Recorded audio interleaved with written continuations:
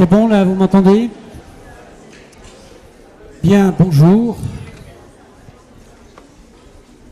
Je vous propose qu'on prenne la suite de ce qu'on a commencé à aborder la semaine dernière. Donc vous vous souvenez, la semaine dernière, en concept clé. Vous entendez pas bien là? Ah ben je peux essayer de monter tant que je peux. Je ne sais pas si on va gagner grand chose, ça va? Ça va mieux? Eh bien alors d'accord, ça va là, c'est bon au fond? Ok. Voilà, donc réalité psychique, ça c'était le mot-clé de la semaine dernière. J'ai essayé de vous montrer à quel point ce concept voulait désigner quelque chose qui était vraiment fondamental, essentiel. On peut dire que c'est la base, c'est la pierre de touche, c'est le credo du clinicien, je crois en la réalité psychique. Voilà. Bon. Alors, à partir de ce moment, enfin, en la réalité psychique et en toutes les propriétés que j'ai commencé à souligner, qu'elle est hyper complexe, elle est énigmatique, elle est une partie inconsciente, elle est consistante, etc. Alors, vous comprenez bien qu'une partie de cette réalité psychique est sous notre contrôle, heureusement.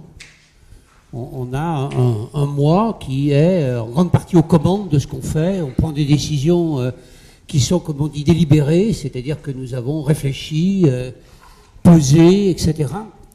Malheureusement ou heureusement, je ne sais pas, il y a une partie qui échappe. Et nous allons entretenir un certain type de rapport avec cette partie de nous qui nous échappe. Alors, cette partie de nous qui nous échappe, c'est tout ce qui concerne ce que dans notre vie, dans nos décisions, dans nos désirs, dans nos aspirations, dans nos intentions, tout ce qui est soit non rationnel, qui n'obéit pas au domaine de la rationalité, soit qui concerne un certain nombre de choses qui se produisent en nous, mais qui nous sont énigmatiques. Et par exemple, certaines angoisses, certains symptômes, certains désirs, qui sont, dont on est forcé de constater en grande partie que c'est en nous et que ça nous pousse, mais c'est pas pour autant que c'est facile à comprendre, c'est pas pour autant que ça obéit à une rationalité, voire même souvent c'est irrationnel, et je vous disais la semaine dernière, Homo sapiens oui, mais Homo demens tout autant. Ce qui veut dire qu'une des grandes questions que nous allons rencontrer en psychologie clinique, c'est pas tant du côté de la partie de nous qui fonctionne au niveau bien contrôlé, bien organisé, au niveau rationnel, au niveau raisonnable, au niveau délibéré. Surtout quand nos raisons sont raisonnables. Surtout quand nos raisons sont rationnelles. Ce qui va faire problème en clinique, ce sur quoi il va falloir se pencher, ce sur quoi, en gros, les cliniciens ont commencé à se pencher, c'est surtout ce secteur, en quelque sorte, de l'être humain qui échappe à cette espèce de définition raisonnable et rationnelle de l'homme. Et il faut aussi dire que nous entretenons un certain type de rapport avec une partie de nous-mêmes qui nous échappe. Je suis en train, là, on a un congrès à Istanbul le week-end prochain qui a comme thème l'étranger, et je suis pour ça en train de relire et de retravailler Camus. Alors l'étranger de Camus, c'est bien connu, mais Camus est un monsieur qui a beaucoup travaillé la question du négatif, il l'a travaillé dans l'étranger, il l'a travaillé dans le mythe de Sisyphe, il l'a travaillé dans Caligula, enfin bref, dans différents textes. Et c'est une chose qui est vraiment alors tout à fait manifeste dès que vous le lisez. Pour Camus, ça ne fait pas de doute. Il y a un homme qui est étranger à soi-même, qui est étranger à lui-même. Nous avons en nous une partie de nous qui est étranger à nous-mêmes, et c'est cette partie qui fait problème. Et on peut dire que par certains côtés, tout l'existentialisme, toute la philosophie Camus, Chesterton et tous ceux que Kierkegaard, Heidegger, enfin tous ces gens-là, ce qui les préoccupe du côté des philosophes. Alors du côté des philosophes, c'est en même temps, ça se voit bien chez Camus, c'est en même temps un peu en impasse. Camus dit, ben voilà, faut examiner sérieusement la question du suicide. Quand vous lisez le mythe de Sisyphe, il commence par le seul problème philosophique vraiment sérieux, c'est le problème de savoir si la vie vaut le coup ou pas d'être vécue, et ensuite il a tout un développement sur l'absurde. Mais ce qui est le point de départ de cette réflexion, c'est effectivement ce constat que nous sommes habités par quelque chose qui nous est étranger. Alors c'était Rimbaud, hein, je est un autre déjà. Donc je veux dire, c'est pas des vérités nouvelles sur lesquelles on travaille en psychanalyste. Bien évidemment, ce sont des choses des questions que les hommes ont rencontrées depuis que l'homme est homme. Simplement, on a découvert une méthode pour essayer de les aborder. Alors, Cette méthode, ça consiste d'abord à essayer de constater quel rapport nous entretenons avec ce qui nous échappe. Quel rapport nous entretenons avec ce qui est comme une espèce de corps étranger en soi. Corps étranger en soi, je donnais l'exemple la semaine dernière, mais je le reprends parce qu'il est très parlant. J'ai pas pu m'empêcher de ça a été plus fort que moi. Il y a un ça en nous qui nous travaille et qui parfois est plus fort que nous. Bon. C'est-à-dire qui se manifeste par quelque chose qui est en partie irrépressible. Alors quel rapport entretenons-nous avec cette partie-là? Et on peut dire que ça c'est une des questions centrales de la psychologie clinique d'inspiration psychanalytique. Ça ne veut pas dire que le reste est inintéressant. On s'intéresse aussi à ce qu'il peut y avoir de raisonnable dans l'homme, à ce qui peut motiver l'homme, etc. Mais un des points que nous allons retrouver comme étant un os du rapport des sujets humains à eux-mêmes, c'est le rapport avec précisément ce qui leur échappe. Alors il y a trois grandes attitudes en quelque sorte qui vont se retrouver et qui coexistent en nous tous. La première attitude, ça va consister à dire ouais, c'est rien, c'est de l'abruti, roupie de sansonnette. Bon. J'ai fait un lapsus, j'ai dit quelque chose que je voulais pas dire, j'ai fait quelque chose que je voulais pas faire, j'ai oublié quelque chose, je l'ai pas fait exprès, donc ça veut rien dire. Hein. C'est-à-dire quelque chose qui consiste à dire ce qui s'exprime en moi d'étranger à moi, je considère que c'est nul, que ça n'a pas de sens. Que, à la limite, même, c'est comme si ça n'existait pas. Ça, c'est une première attitude qui est assez fréquente, ou alors on va avoir recours à une deuxième attitude, qui sont des espèces d'explications qui n'expliquent rien, qui sont des espèces d'explications bouche-trou. Explication bouche-trou, j'ai fait un lapsus, oh là là, je suis fatigué aujourd'hui. Jamais la fatigue a expliqué, à la limite ça peut expliquer qu'on se trompe, ça expliquera de toute façon jamais pourquoi on a fait ce lapsus-là, à ce moment-là, précisément à propos de ce que nous voulions dire à ce moment-là, pourquoi nous avons oublié nos clés à tel moment, dans tel endroit précisément, ça c'est pas la fatigue qui peut l'expliquer, vous comprenez ? Alors, après, on a d'autres explications qui ne sont pas des explications, mais ça, c'est assez classique. Vous êtes encore un peu jeune pour avoir recours à ces explications-là. Mais arrivé à un certain âge, les gens disent « Ah, ça, c'est l'Alzheimer qui me guette. » D'accord, vous avez peut-être entendu vos parents, vos proches, vos grands-mères, vos grands-parents commencer à dire ces choses-là. Ça n'explique rien, vous voyez, ça encore, c'est du bouche-trou.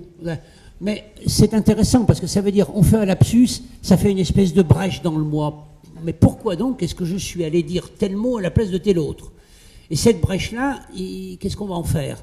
Soit on dit mais non, il n'y en a pas vraiment, c'est simplement après une bonne nuit tout ça va disparaître, soit on va donner des tas d'explications qui sont des explications qui n'expliquent rien mais qui font qu'on dit quelque chose. Il faut dire quelque chose. Hein. Il faut dire quelque chose, et d'ailleurs vos profs quand ils font des lapsus, remarquez que quand ils s'en aperçoivent, ils disent toujours quelque chose. À la télévision maintenant, il y a un truc qui dit « Ah ça c'est un lapsus freudien ». Le pauvre Freud, il y est pour rien, lui. Le lapsus, c'est moi qui le fais, c'est pas Freud. Bon.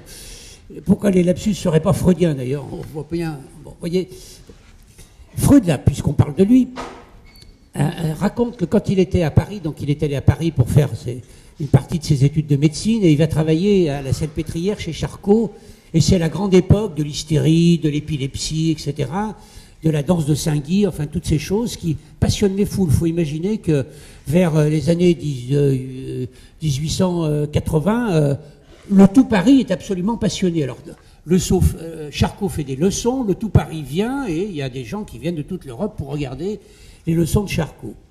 Alors, la scène se passe comme ça, elle a beaucoup frappé Freud, il la raconte, c'est à peu près en plein été, il fait un temps splendide dehors, il n'y a pas un nuage, etc., il a mis un petit parapluie, pas une ombrelle, un parapluie dans un coin, et donc il fait venir une des patientes pour la démonstration, et la patiente est mise sous hypnose. Alors il y a des tas de trucs un peu compliqués, on n'est pas là pour parler de l'hypnose, mais il y a des trucs un peu compliqués, puis bon voilà, la patiente tombe dans un état hypnotique. Et sous cet état hypnotique, Charcot, qui est un peu vicieux quand même, il faut bien le reconnaître, demande à sa patiente d'aller ouvrir le parapluie. Bon, alors, elle lui obéit, elle va ouvrir le parapluie, elle le regarde, etc. Elle se le met au-dessus de la tête, elle le repose. Et puis, à un moment donné, Charcot s'amène vers elle et lui dit mais qu'est-ce que vous faites avec ce parapluie? Pourquoi vous l'avez ouvert? Alors, la seule réponse, c'est parce que vous me l'avez ordonné sous hypnose et que je n'ai pas pu m'empêcher. Mais la patiente ne peut absolument pas dire il y a quelque chose en moi qui fait que j'obéis à une volonté qui est extérieure à moi. Et qu'est-ce qu'elle va dire? Elle va dire bon, je l'ai ouvert parce que je voulais voir s'il fonctionnait bien. Et puis j'ai trouvé assez joli, et puis j'ai trouvé qu'il était pas mal ce petit bruit du parapluie. C'est-à-dire qu'elle va donner des explications qui sont des explications pseudo-rationnelles, pseudo-conscientes, mais qui sont surtout des explications qui sont destinées à ce qu'on ne pose pas plus loin la question, qu'on s'arrête en quelque sorte à ces explications qui sont des pseudo-explications. Donc ça c'est la deuxième attitude.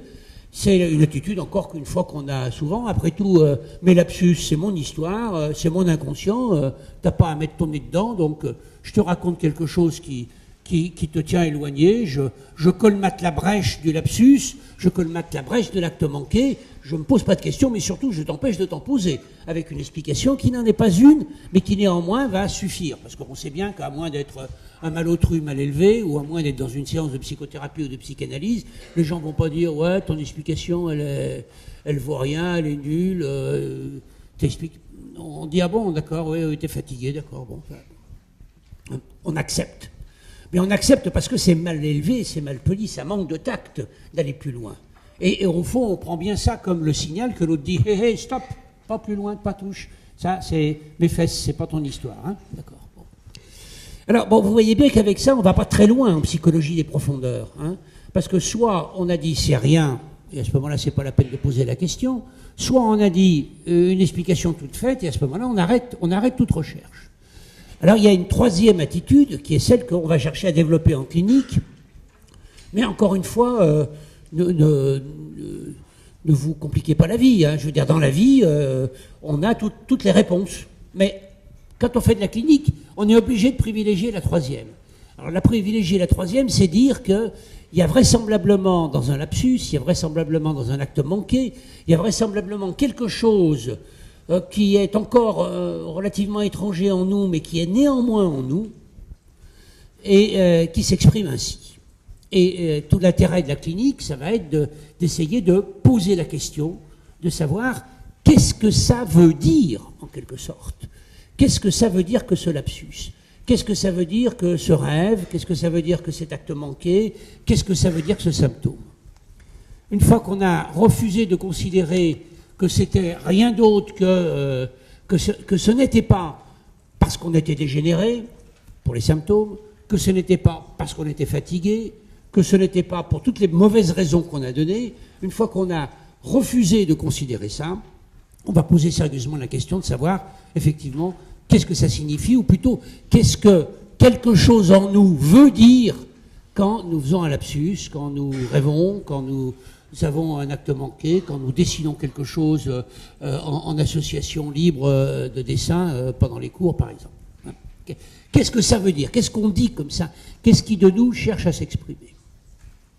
Donc une fois que vous voyez qu'on a posé le concept de réalité psychique, qu'on a reconnu qu'à l'intérieur de la réalité psychique, il y avait une partie inconsciente, on va être en quête de méthodes pour tenter d'explorer cette partie inconsciente de la réalité psychique.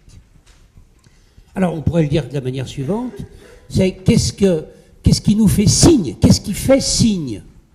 Et qu'est-ce qui fait signe aux cliniciens que quelque chose d'un pan de la réalité psychique inconsciente tente de s'exprimer? Je viens de donner l'exemple des lapsus, c'est un exemple. Quand vous regardez l'œuvre de Freud, vous apercevez que c'est les premières questions qu'il a posées.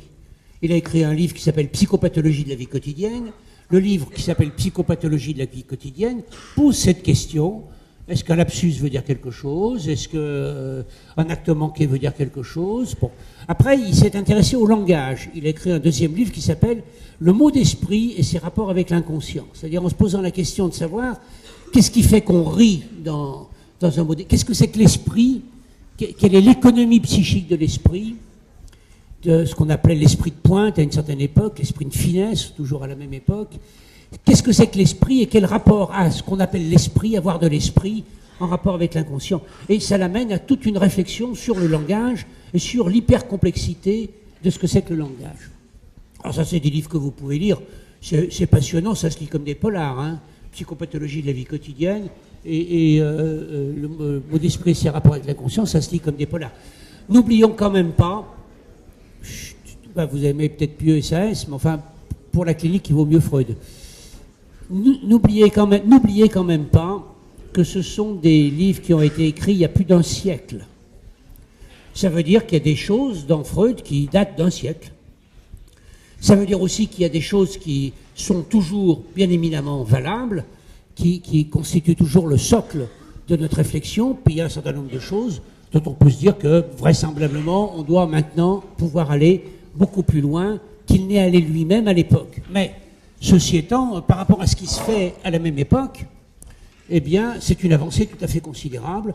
Pourquoi c'est une avancée considérable? Parce que c'est l'idée que toutes ces manifestations de la vie psychique qui sont disqualifiées très largement à l'époque, que toutes ces manifestations recèlent en fait du sens, non seulement recèlent du sens, mais recèlent des trésors tout à fait intéressants, et que vraisemblablement, derrière les processus créatifs, derrière toute une série de processus qu'on va voir se manifester dans l'ordre de ce qu'on appelle la vie imaginaire, il y a des processus de ce genre-là qui sont impliqués. Alors voilà, maintenant je vous propose qu'on réfléchisse sur les signes, les manifestations. Alors vous voyez, je suis une démarche qui est assez logique, hein. Premier concept, réalité psychique, partie de ce concept, réalité psychique inconsciente, mais je suis avec vous, clinicien, je me dis, s'il y a la réalité psychique inconsciente, comment je la découvre? Comment je découvre? Comment je pense qu'il y a quelque chose d'inconscient qui est là? Et quels sont les signes, en quelque sorte, d'une activité de la réalité psychique inconsciente dans l'être humain? Et est-ce qu'on a des méthodes, en quelque sorte, est-ce qu'on a inventé en clinique, est-ce qu'on a à notre disposition des méthodes pour essayer d'explorer la réalité psychique inconsciente d'un sujet? Avant de passer un peu dans le détail des signes, mais on y viendra tout à l'heure parce que je pense que c'est important d'avoir une séméologie, une logique, une science des signes des manifestations de la vie psychique inconsciente. Il y a un grand principe que Freud a découvert et qui est le fondement de la méthode, de toute la méthode qui va être utilisée en psychologie clinique. Vous vous souvenez peut-être pas parce que vous ne le savez peut-être pas, mais avant d'être l'inventeur de la psychanalyse, Freud est un neurologue qui a toute une série d'inventions tout à fait importantes et qui a en particulier laissé des travaux sur l'aphasie qui sont des travaux qui ont fait autorité pendant des années, bien après sa mort, et qui sont repris dans un petit livre qu'on a en France qui s'appelle Contribution à l'étude sur les aphasies. C'est un petit bouquin qui a été remarquable, qui est toujours d'ailleurs d'actualité, et les neurologues qui travaillent sur l'aphasie de Broca ou de toutes les formes de l'aphasie peuvent se référer à Freud parce que ça reste un ouvrage de grand intérêt d'un point de vue neurologique. Ce qui veut dire que Freud, à ses départs, il tente de penser un petit peu le fondement de la vie psychique en lien avec sa formation en quelque sorte de neurologue.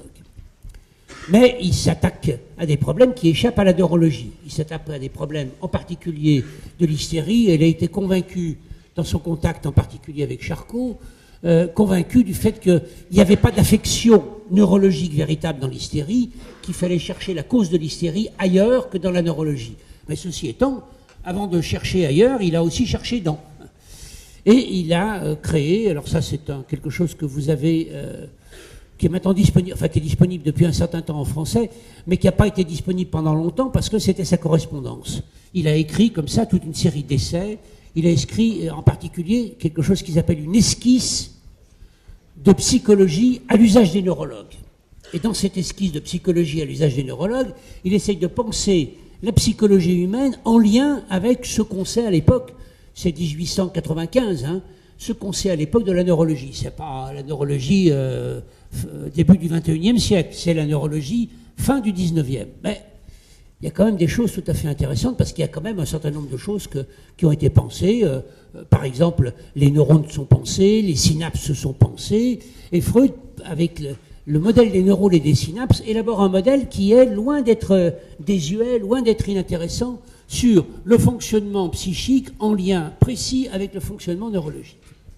Et ce qu'il constate, et l'hypothèse qu'il fait, c'est que puisque d'une certaine manière les neurones fonctionnent et se relient entre eux suivant un système d'association, puisque ça marche comme ça au niveau du cerveau, alors peut-être bien que la vie psychique elle-même marche de la même manière, c'est-à-dire de manière associative.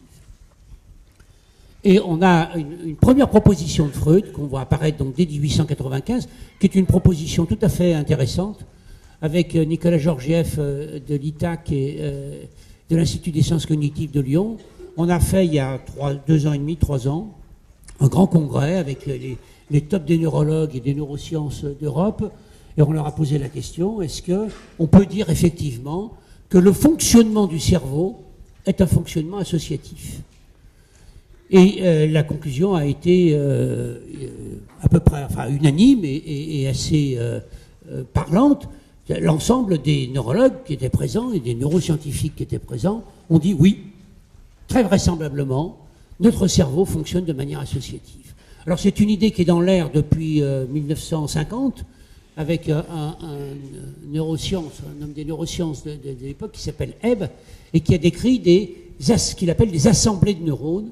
C'est-à-dire qu'il a montré que lorsque le cerveau fonctionnait, il n'y avait pas, comme on le pensait un petit peu par erreur à l'époque, une partie qui était concernée, la partie du langage ou la partie de l'action, etc. Que ça ne fonctionnait pas comme ça, mais que quand on essayait d'observer un cerveau au travail, on avait toute une série de points qui s'allumaient en même temps et qui semblaient se relier ensemble. C'est ça les assemblées de neurones. C'est-à-dire que les neurones s'associent. Et notre pensée, elle a un substratum corporel dans l'association des neurones. Alors Freud, assez conséquent, je dois dire, et je pense que si la psychanalyse a de beaux jours encore devant elle, c'est parce qu'il avait cette conséquence-là. Il fait une hypothèse, c'est que le fonctionnement de la vie psychique cette fois, pas simplement de la vie neurologique, pas simplement du cerveau, que le fonctionnement de la vie psychique était un fonctionnement associatif. Que le fond de notre fonctionnement psychique, c'était l'association. Alors à partir de ça, il a créé une méthode, mais pour bien comprendre la méthode, il faut aller un peu plus loin. Parce que, l'association, pourquoi pas, mais enfin, vous voyez bien que quand même, dans le cours que je vous fais ici, dans la réflexion que vous avez, dans les conversations que vous avez, vous ne dites pas tout ce qui vous passe par l'esprit. Vous essayez d'organiser un petit peu, avec une espèce de logique, ce que vous voulez dire. Donc autrement dit, s'il y a une associativité, c'est aussi un point avec lequel nous sommes d'accord avec les gens qui sont spécialisés en neurosciences, s'il y a une associativité, elle a des systèmes de régulation. C'est-à-dire que nous allons opérer un certain nombre d'inhibitions sur un certain nombre de pensées qui nous viennent, et ces inhibitions vont faire que nous allons sélectionner, par exemple, moi, toutes les pensées que je peux avoir concernant la frimousse de la nana qui est au 7e rang, la drôle de tenue de toutes ces pensées, parce que je vois des milliards de choses, comme n'importe qui dans ma situation. Donc, je suis assailli de ces informations-là, je sélectionne, je trie, et je ne garde que la ligne de ce que j'ai choisi de vous dire. Bon, parfois, je me paume un peu dans mes associations, mais généralement, c'est assez cohérent ce que je peux vous raconter. Hein. C'est cohérent parce que j'exerce des censures. C'est-à-dire que j'exerce des inhibitions. Il y a un certain nombre de pensées que je ne dis pas. Je ne dis pas parce que je m'adresse à des sujets, à d'autres sujets, et que j'ai le souci d'être compris, et qu'après tout, vous n'avez pas à plonger dans mon intimité psychique. Ces censures, ces inhibitions que je mets en place, on pourrait dire qu'elles sont de 3 ordres. Il y a d'abord un certain nombre de censures qui sont liées à la logique. Je suis un adulte, je suis logique, je ne dis pas n'importe quoi, donc je m'assure que mes arguments, mon raisonnement obéit à une logique, qui est en gros la logique aristotélicienne. Hein, c'est-à-dire la logique dont les canons, dont les bases ont été posées par Aristote. Et qui, en gros, est la logique avec laquelle on travaille encore maintenant dans notre civilisation occidentale. On serait dans d'autres pays, on aurait peut-être d'autres logiques. Mais on serait dans d'autres époques, on pourrait avoir aussi d'autres logiques. Mais notre logique actuelle, c'est ce qu'on va appeler la logique au sens rapide du terme, c'est-à-dire qu'on se comprend tous, et que quand je vous dis ah, 1 plus 1 égale 2, vous allez me dire, ouais, c'est logique, c'est bon, c'est ce qu'on m'a toujours appris, et on va être d'accord sur le fait que 1 plus 1 égale 2. Alors, bon, vous comprenez que 1 plus 1 égale 2, c'est une certaine logique, c'est la logique des mathématiques. Par exemple, vous mettez un garçon plus une fille, ça peut faire 3. Hein. Donc vous voyez qu'il y a d'autres logiques qui commencent à fonctionner. La logique du sexuel, elle ne fonctionne pas avec la logique mathématique. Donc il y a bien d'autres logiques qui nous traversent. Mais si on reste dans ce qu'on appelle la logique, on est d'accord là-dessus. Et donc je fais une censure sur mes pensées. Et si je me mets comme ça, avoir en plein milieu de mon raisonnement une pensée à l'égard de feu ma grand-mère, je ne vais pas vous la dire parce qu'elle n'a rien à foutre ici. Donc je l'écarte. C'est aussi pour ça qu'on a un appareil psychique qui est compliqué, et que dans notre appareil psychique compliqué, on a des alcôves, on a des petits endroits, des greniers, des caves et des choses comme ça. Et il y a un certain nombre d'idées qu'on ne met pas au salon, mais qu'on va mettre au salon à présentation de tout le monde, etc., mais qu'on va mettre de côté. Alors après, il y a la question de savoir si c'est fermé à clé, si c'est pas fermé à clé, si on a la clé, si on n'a pas la clé. Bon, mais la première question, c'est d'abord, j'écarte un certain nombre de choses de ma conscience. Vous voyez, je l'écarte de ma conscience parce que j'ai un point de vue logique. Et dans mes rencontres d'adulte à adulte, j'essaye d'avoir un raisonnement logique. Alors, ceci étant, dans certains contextes, parce qu'il est bien évident que si je regarde un film de science-fiction, je ne suis pas sûr du tout d'avoir la même logique. On va m'expliquer dans la science-fiction, par exemple, qu'on peut voyager dans le temps. Et, je ne sais pas moi, Retour vers le futur, tous les films qui ont tourné autour de ces questions-là, en science-fiction, Frédéric Brown, toute une série de gens, se sont amusés à travailler sur les voyages dans le temps. On n'est pas dans la logique, mais on a une catégorie spéciale, je vous en parlais la semaine dernière, on a une catégorie spéciale, et cette catégorie, c'est le champ culturel. Dans le champ culturel, on admet, bon, ce qui fait qu'on va tolérer les excentricités de Dali, qu'on va tolérer toute une série de choses complètement baroques. Picasso, est-ce qu'il peint des êtres humains logiques dans lesquels on se reconnaît? Est-ce que c'est logique de vouloir peindre quelqu'un à la fois de face et de profil? Est-ce qu'on voit les gens à la fois de face et de profil? Voilà. Bon. Mais Picasso, il s'est permis ça, et avec ça, il a fait une œuvre considérable. Et puis Magritte, et puis tous les surréalistes, et puis etc. Donc, vous voyez, c'est une logique, mais c'est une logique qui est contextuelle. Pendant un cours, ici, je suis logique. Et donc, j'écarte un certain nombre de pensées. Mais si je suis devant ma toile, à essayer de peindre, ou si j'ai envie de faire un poème, je me fous de cette logique-là. Ce qui va m'intéresser, c'est autre chose. Mais, ici et maintenant, je censure. Deuxième censure que je vais exercer, c'est une censure morale. Il y a un certain nombre de choses qu'on ne dit pas, parce que, comme on dit, ça ne se fait pas. Parce que c'est immoral. Et, par exemple, à l'université, si je ne suis pas très d'accord avec un de mes collègues, je ne lui dis pas tu vas voir ta gueule à la récré, je vais te découper en rondelles, je te ferai sortir les yeux des orbites, je te découpe, je t'enfournerai des grandes baguettes de bois sous les ongles, j'y mettrai le feu, après je lui dis pas tout ça. Je lui dis on n'est pas d'accord, cher collègue. Vous voyez un peu ce qu'on peut encourir. Bon, c'est-à-dire que je vais m'arranger pour que donner à ma colère, à l'expression de mon émotion, une forme civilisée, une forme qui est admissible au sein de la morale des rapports entre enseignants à l'université. Et on fait ça en permanence. Et quand on drague, on dit à la femme que nous avons élue, on lui dit « Ah, mais vous avez de beaux yeux. Oh, j'ai tout de suite remarqué combien vous aviez une voix charmante. » On lui dit pas « Oh là là, t'as une paire de seins, fantastique. » Hein, bon, voilà, bon. Et si on fait ça, vous comprenez qu'il y a quelque chose qui va pas dans les relations humaines. Autrement dit, même si c'est le fond du problème, on censure.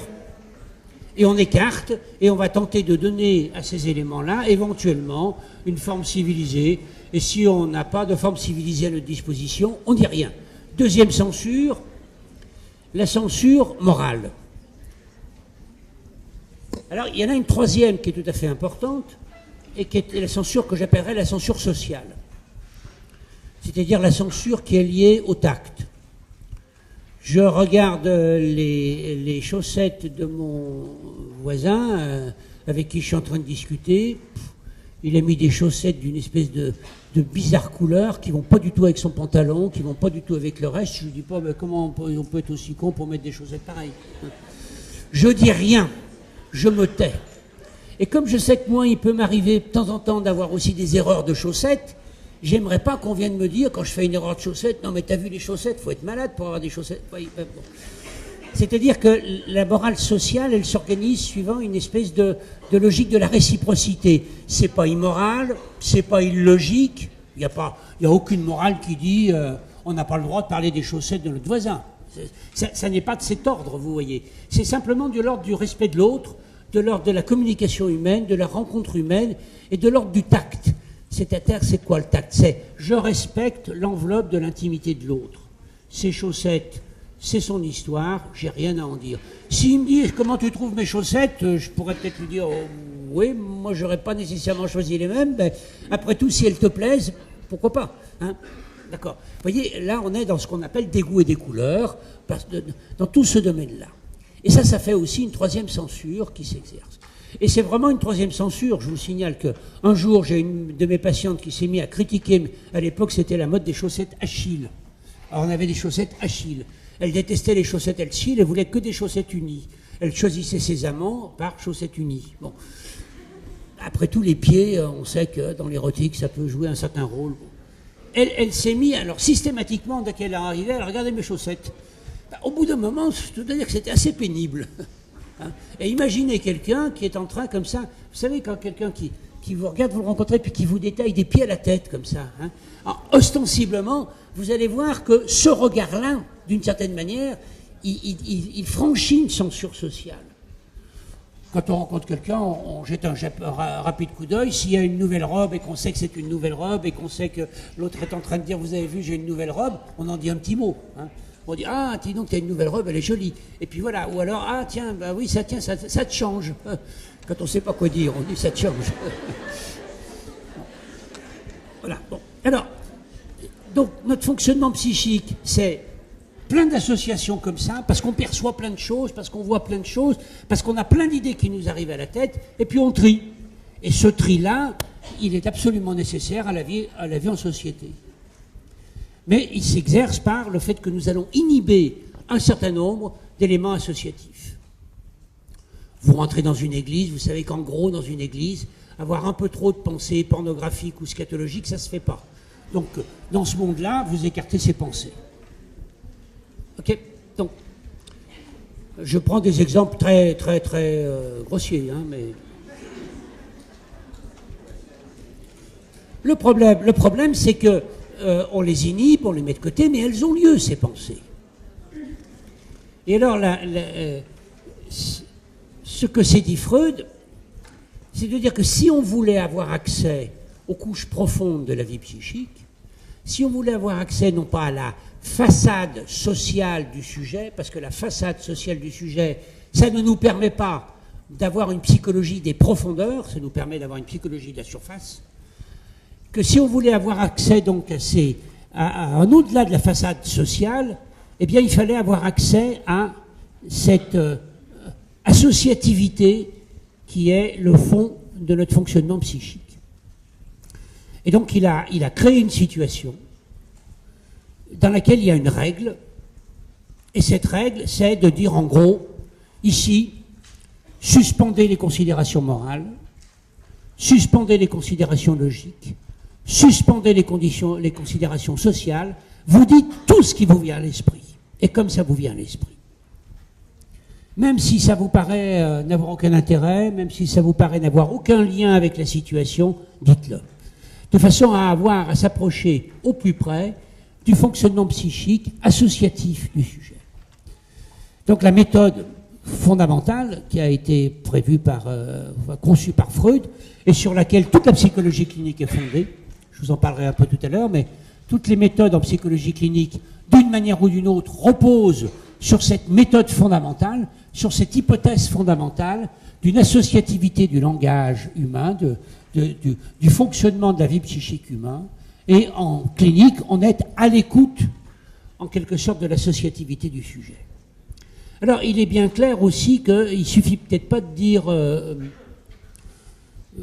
ici, il n'y a pas de considération morale, ici, il n'y a pas de considération logique, ici, il n'y a pas de considération sociale. Dites tout ce qui vous vient à l'esprit. Il ne suffit peut-être pas de le dire pour que ça soit possible. Vous n'avez qu'à faire d'ailleurs l'essai. Vous savez que les surréalistes ont inventé des méthodes d'écriture, Breton, etc., ont inventé ce qu'ils appellent l'écriture automatique. L'écriture automatique, c'est vous mettez devant votre feuille de papier, puis vous écrivez tout ce qui vous vient à l'esprit. Quand Freud essaye de savoir d'où lui vient cette idée d'utiliser l'association libre comme méthode, il se souvient que quand il était adolescent, il a lu un auteur qui est un auteur, on connaît moins en France, mais qui est un bien connu des lecteurs allemands, qui s'appelle Ludwig Born, et qui a écrit un bouquin qui s'appelle « Comment devenir un écrivain original en 3 jours ». Et la méthode qu'utilise Born pour devenir un écrivain original en 3 jours, je ne sais pas si on y arrive tous, hein, ça serait un peu trop facile, c'est en tout cas une méthode qui consiste à écrire tout ce qui vient à l'esprit, comme ça vient, et puis seulement dans un deuxième temps de le reprendre et de le retravailler. Eh bien, essayez de le faire. Essayez de le faire le plus honnêtement possible. Et vous allez vous apercevoir que vous n'y arrivez pas. Vous allez vous apercevoir que ce n'est pas possible. Vous allez vous apercevoir qu'à un moment donné, vous allez dire non mais pas ça quand même. Non mais pas cette idée-là. Non mais attends, celle-là elle est belle, celle-là je la retiens, celle-là non. Vous êtes tout seul, hein, vous vous mettez dans un endroit, il n'y a personne, vous êtes protégé, donc vous êtes de vous à vous. Et vous allez vous apercevoir que de vous à vous-même, sans qu'il y ait un autre, en quelque sorte, pour venir te dire « mais ça, c'est immoral » ou quoi que ce soit, que de vous à vous-même, vous allez écarter un certain nombre d'idées. Alors vous allez vous apercevoir que vous allez écarter des idées, pas nécessairement parce qu'elles seront illogiques. Encore qu'il y a un moment où, quand on est illogique, on se confronte à la question de la folie en nous, et c'est pas nécessairement très agréable. Bon. Pas nécessairement parce qu'elles sont immorales, encore qu'il y a un moment où on peut être choqué par les idées qui nous viennent. Bon. Pas nécessairement parce qu'elles sont asociales, puisque de toute façon, on est seul de soi à soi. Mais on va s'apercevoir qu'on va éviter un certain nombre d'idées parce qu'elles sont désagréables. Parce que ce sont des idées qui, qu'elles soient immorales, qu'elles soient illogiques ou qu'elles soient asociales, ce sont des idées qui nous confrontent à des points de souffrance, à des points de douleur, à des points de désagrément. C'est une idée que je n'aurais pas eu envie d'avoir. Je l'ai eue, elle m'est venue à l'esprit, mais je ne l'ai pas écrit parce que, d'une certaine manière, ça, c'est pas moi. C'est pas moi, alors c'est qui? Et puis, c'est qui a pu penser cette idée? Vous savez, les gens ils disent « Ah non, mais ça, c'est pas moi. J'ai fait ça, mais ça, c'est pas moi. Hein. » Ah bon, alors c'est qui? Donc, est-ce qu'on aurait quelqu'un en nous qui viendrait comme ça, un petit lutin? Vous savez, les gamins, ils disent « Ah, c'est pas moi, c'est le petit lutin. » Alors, il y a des petits lutins qui sont dans les greniers, dans les familles, on a des petits lutins comme ça. Ils font des bêtises, ces petits lutins. Mais les enfants, eux, non, ils font pas ces bêtises. C'est les petits lutins qui font les bêtises. Hein. Voilà, alors on a des petits lutins, on a des grands lutins à l'intérieur de nous qui nous soufflent des drôles d'idées. Et ces idées-là, on va les écarter. Ce qui veut dire qu'il suffit surtout pas, enfin, sûrement pas, ça ne suffit sûrement pas, de dire qu'on va prescrire une règle pour que ça soit possible. C'est bien la règle, parce que ça dit, bah ici tu as le droit d'avoir des pensées immorales si tu veux, illogiques si tu veux. C'est un droit. Mais entre le fait d'avoir le droit et le fait d'avoir la capacité de le faire, il y a un monde. Et entre ces deux, eh bien le monde, c'est tout le monde de toutes ces pensées qui nous sont désagréables, qui nous sont pénibles, qui nous font souffrir, voire toutes ces pensées que nous ne nous permettons même pas d'avoir et qui sont inconscientes. Ces pensées qui sont en nous et qu'on n'a jamais pensé qu'on les avait pensées. Elles sont en nous, elles s'expriment d'une manière ou d'une autre, mais d'une certaine manière, nous ne savons même pas que nous avons ces pensées-là. Autrement dit, il n'y a pas que des censures conscientes, il n'y a pas qu'une manière d'écarter un certain nombre de choses parce qu'elles sont illogiques, parce qu'elles sont immorales ou parce qu'elles sont asociales. Il y a aussi des censures inconscientes, et ces censures inconscientes, eh bien, elles plongent dans notre réalité psychique inconsciente. Ce qui fait que quand Freud a proposé cette méthode,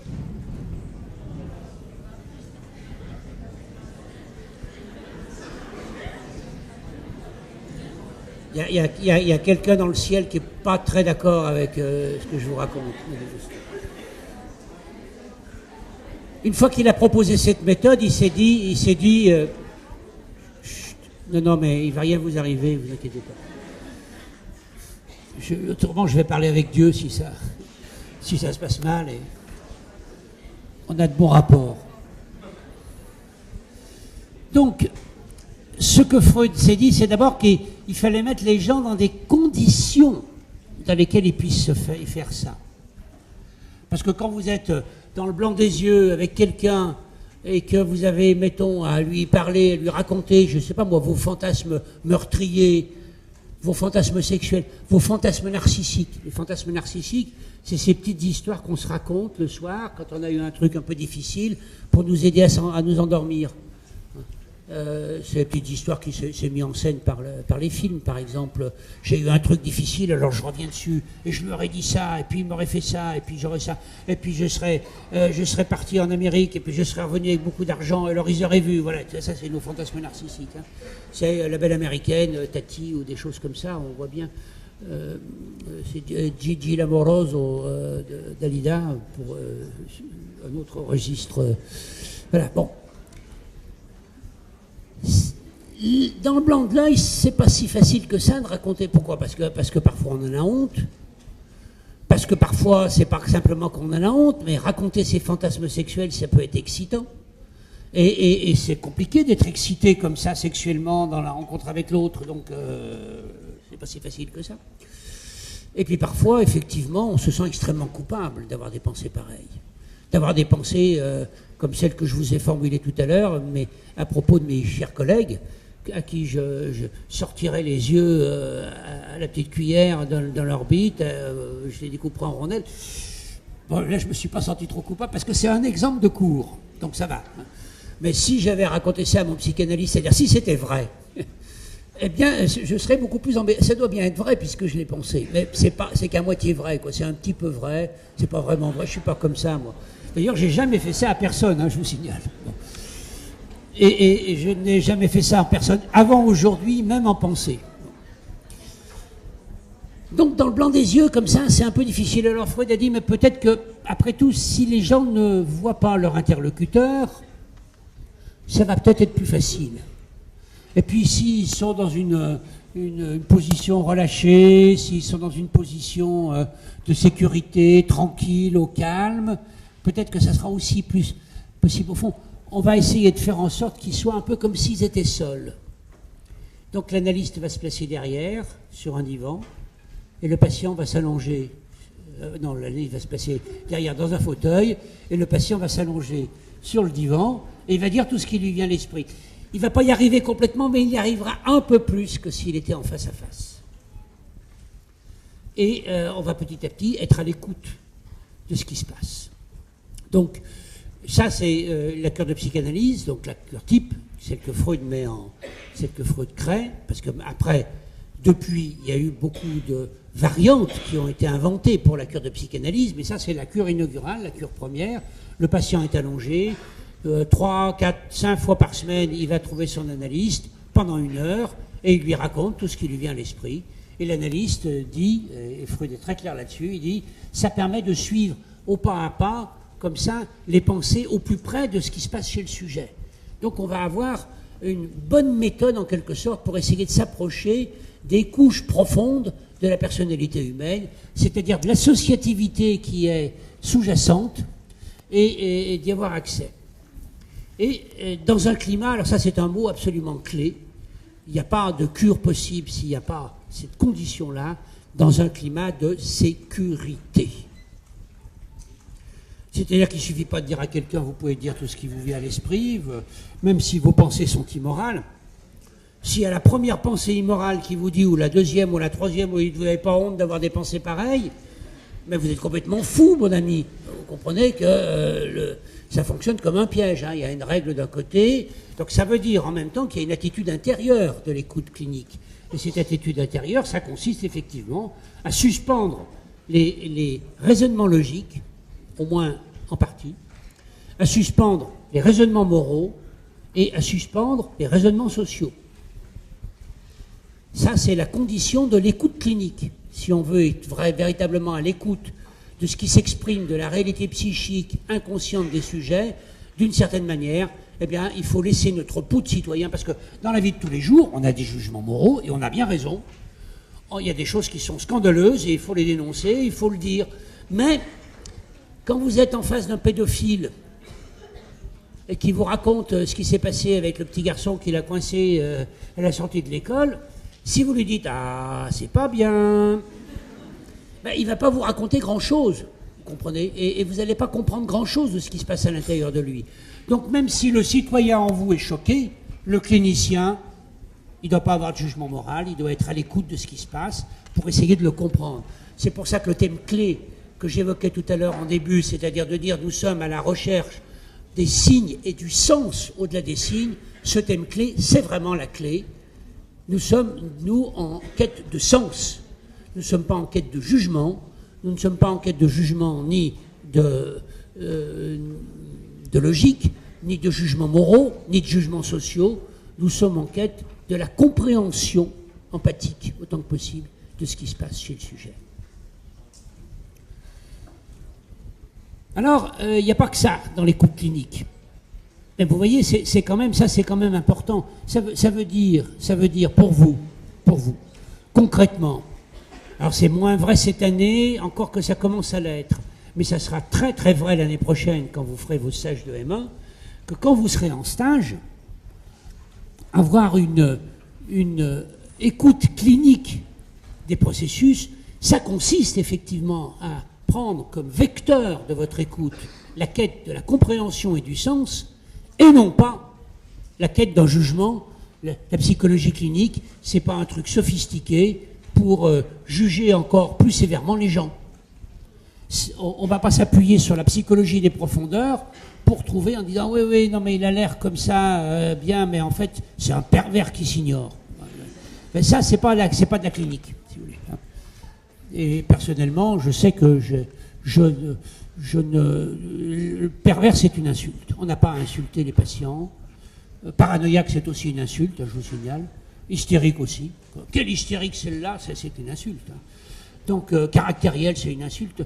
Donc, les diagnostics psychiatriques sont très souvent des insultes. La psychologie clinique, c'est pas la psychiatrie.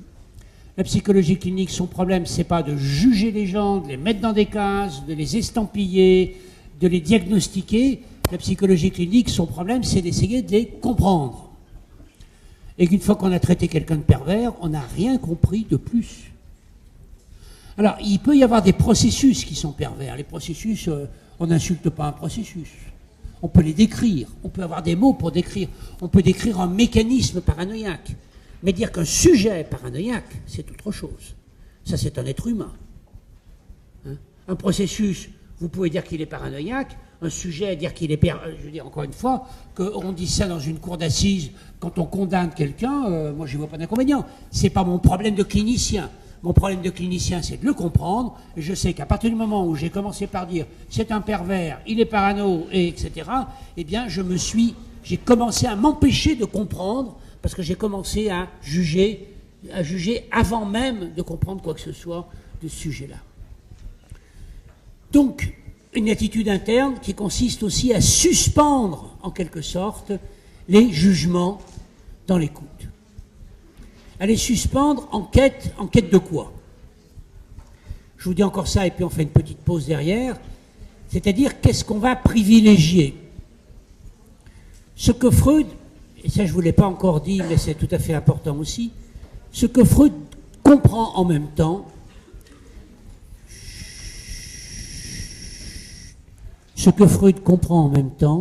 qu'il est en train de comprendre que le fonctionnement de la vie psychique est un fonctionnement associatif. C'est que non seulement il y a des censures conscientes, mais qu'il y a des mécanismes de défense. Il y a un certain nombre de maillons de notre associativité qui sont refoulés, dit Freud. C'est refoulé précisément parce que c'est trop contraire à la morale, parce que c'est trop contraire à la logique, parce que c'est trop douloureux, ça nous fait trop souffrir. Donc il y a un certain nombre de choses que nous écartons non seulement de notre parole, mais que nous écartons même de notre conscience. non seulement de notre préconscient, de nos pièces faciles à ouvrir, mais que nous mettons dans nos coffres-forts, qu'on va mettre au plus profond de nos caves intérieures, dans nos greniers, avec des portes fermées, avec des portes blindées, et interdit d'aller voir. Parce que c'est trop douloureux d'une manière ou d'une autre, ou c'est trop conflictuel. Et que il y a donc, dans l'associativité courante, normale, même celle qui marche relativement bien chez les sujets, il y a des trous. Il y a des liens qui n'apparaissent plus comme logiques. Alors, vous voyez que quand vous avez donné le droit aux gens de ne plus être logiques, et que vous leur dites de parler comme ça leur vient, eh bien, ils vont se permettre d'être illogiques. Et quand ils vont se permettre d'être illogiques, le clinicien, il va être à l'écoute de la manière dont ils ne sont pas logiques. Il va être à l'écoute de la manière dont ils sont passés d'une idée à une autre. Par exemple, vous avez quelqu'un qui commence à vous dire oh, vous allez partir en vacances, c'est une chose difficile, je supporte mal les séparations. Oh non, vraiment, les séparations, ça m'a toujours été difficile. Et puis, le temps va passer, l'entretien va continuer, il va continuer à vous dire tout ce qui lui vient à l'esprit, puis il va se mettre à penser, alors à la grand-mère, la voilà qui revient, à sa grand-mère quand elle est morte. Il va se mettre à penser aussi à quand il était en Algérie, je suis dans Camus, et qu'il est arrivé en France, et il avait un très très bon copain qu'il a laissé en Algérie qui est mort. C'est-à-dire qu'il va se mettre à penser à la mort. Il est parti de la séparation, il arrive à la mort. Et le clinicien, il se dit, tiens, si ça s'est associé ensemble, c'est peut-être que ça a un lien. C'est peut-être que pour ce sujet-là, il vit mal la séparation parce que la séparation, c'est comme la mort pour lui. Peut-être qu'il a vécu des expériences de séparation précoce où il a eu la crainte, le vécu, l'éprouvé que l'autre était mort dans la séparation. Et là, le clinicien, il va commencer à faire des hypothèses sur ces associations qui n'obéissent pas à la logique. La séparation, c'est pas la mort. L'autre vient. La mort, c'est une perte définitive.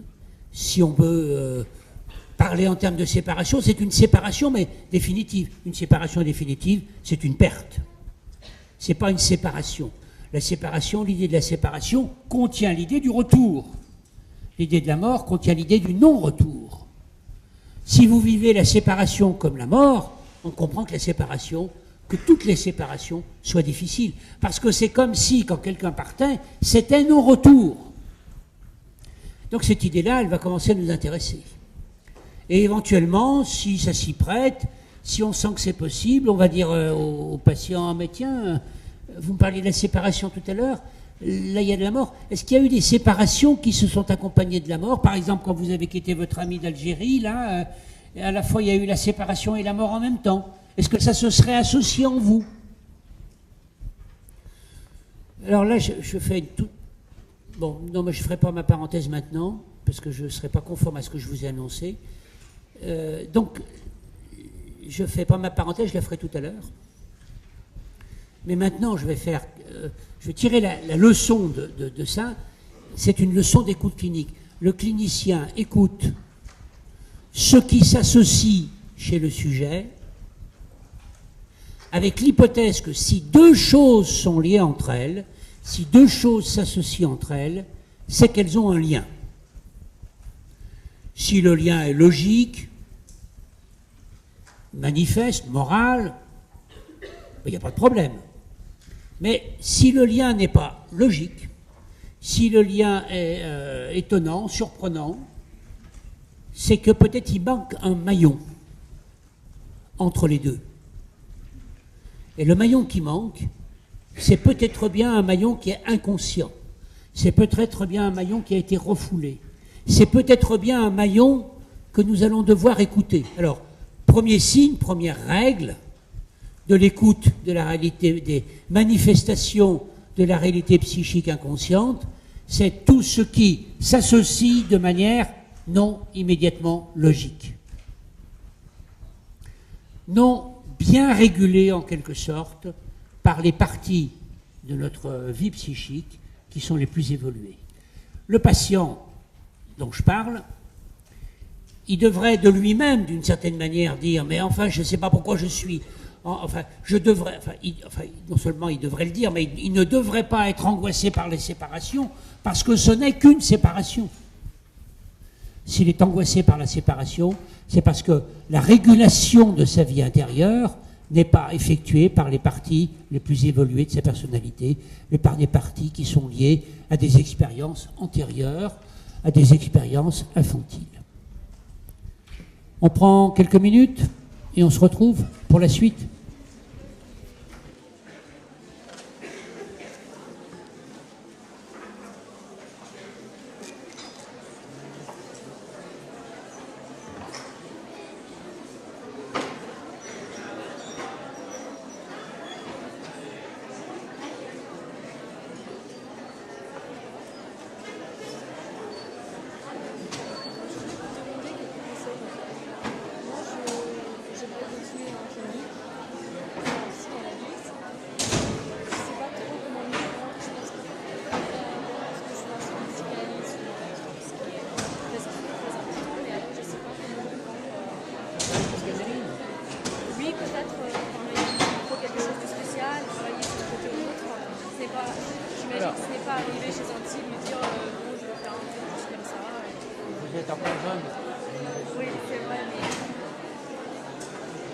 Il faut la payer.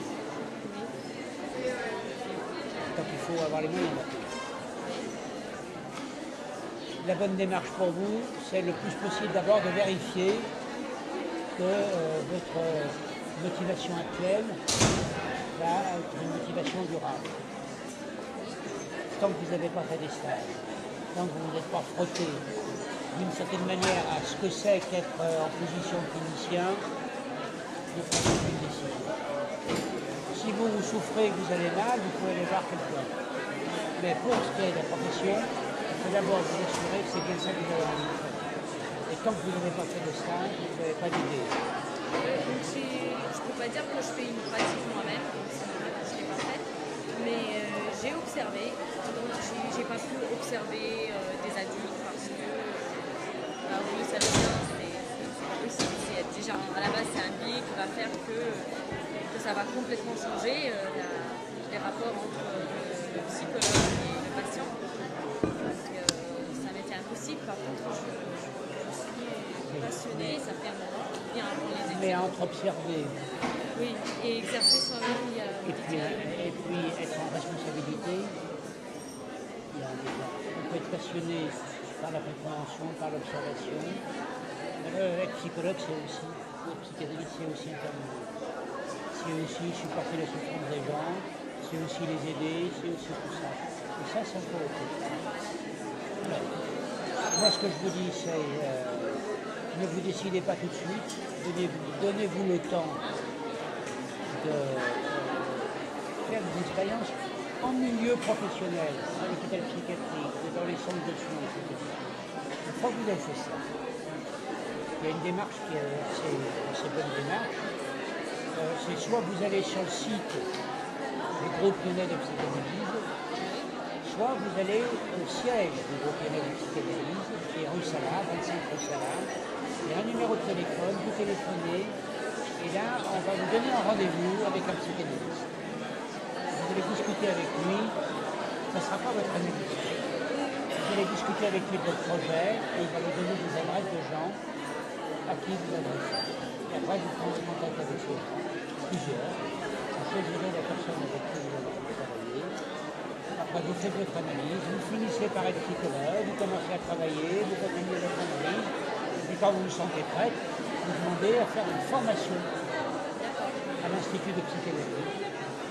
Qui est à Lyon? Qui est à Lyon, oui. C'est des formations post-universitaires et c'est une formation, alors c'est pas une formation cette fois à la psychologie clinique, c'est une formation à la psychanalyse. Et là, par exemple, si je continue un master recherche, je peux faire quand même une formation de psychanalyse et continuer en... Vous faites la trajectoire que vous voulez. Donc même avec un master recherche, je pourrais... Même avec un master recherche, mais votre master recherche, il va falloir de toute façon Si vous voulez, il y a bien un moment où si vous voulez devenir psychanalyste, il va falloir être professionnel. Et là, il y a l'incontournable master professionnalisant. Master pro. Ça, c'est inévitable. Donc je dois passer quand même par un master pro, c'est obligatoire. Et si vous passez un master de recherche, vous faites après un stage professionnalisant. D'accord. Donc il y a quand même une solution à faire. Il y a un une stage. solution, mais il y a un point incontournable, c'est la professionnalisation. D'accord. Ça, vous n'éviterez pas. D'accord. Donc, de toute façon, je vais devoir passer à un moment ou à un autre par un tel type de formation qui va. Merci beaucoup, je pense que ça va m'être très très utile. Merci.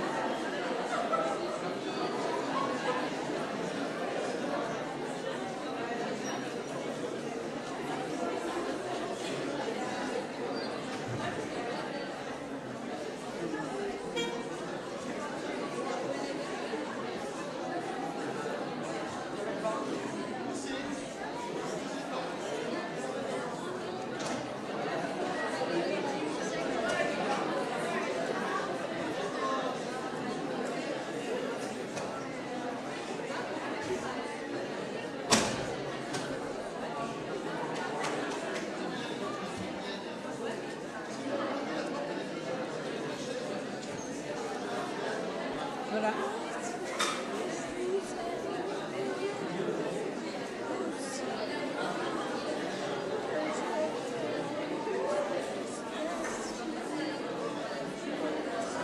Le cours est podcasté. Hein. D'accord. Ok.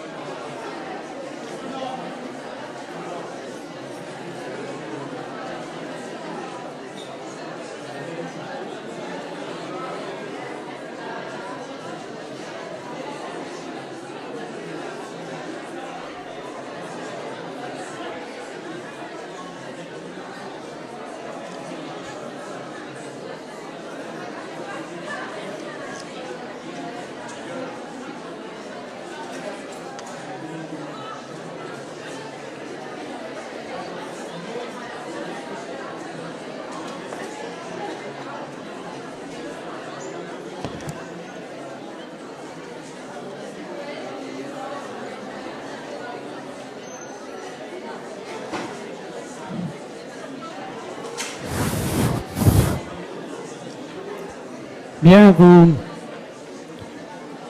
reprenez place.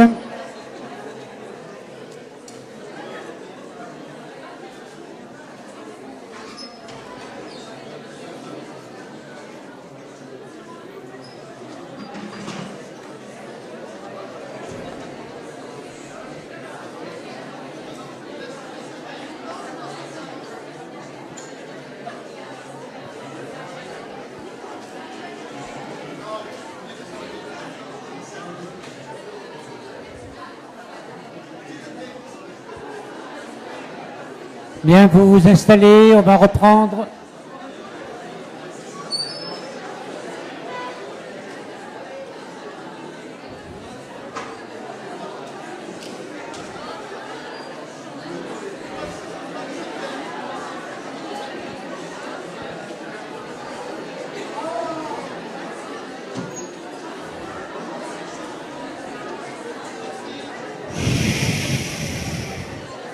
Allez, reprenez place rapidement.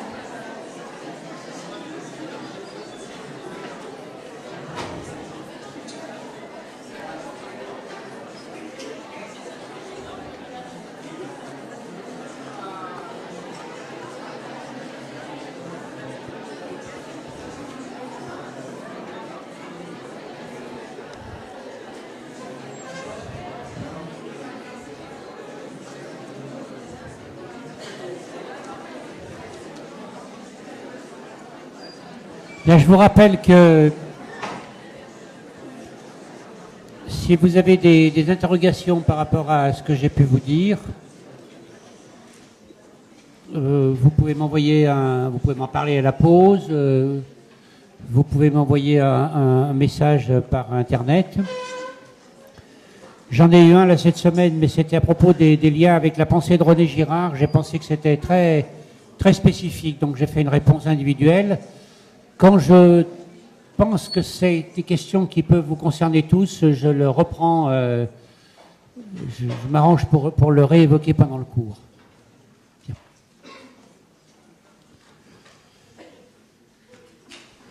Alors, là j'ai évoqué un peu tout à l'heure la méthode psychanalytique sous sa forme première, c'est-à-dire ce qu'on appelle la cure de psychanalyse, qui est centrée sur l'associativité. Mais, donc je vous ai parlé du dispositif. Je vous ai dit, les gens sont allongés, le clinicien est placé derrière. Bon. Et il y a 3, 4 séances, plutôt 3 ou 4 séances par semaine, de 45 minutes. Ça fait quand même, c'est un dispositif. Une cure de psychanalyse, c'est une sacrée décision, hein, c'est une décision importante. Ça implique du temps, ça implique de l'investissement, et c'est un gros boulot. On peut penser que c'est nécessaire aux cliniciens, ou qu'en tout cas il y a une expérience d'un travail psychanalytique qui est nécessaire.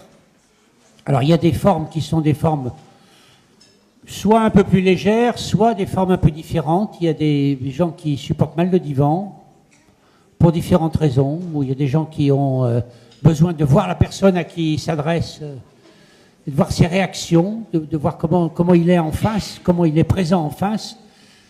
Et pour cela, on peut aussi travailler en face à face. La règle, elle reste la même, c'est celle de l'association libre. La règle d'écoute reste la même, simplement le dispositif change, c'est un fauteuil-fauteuil.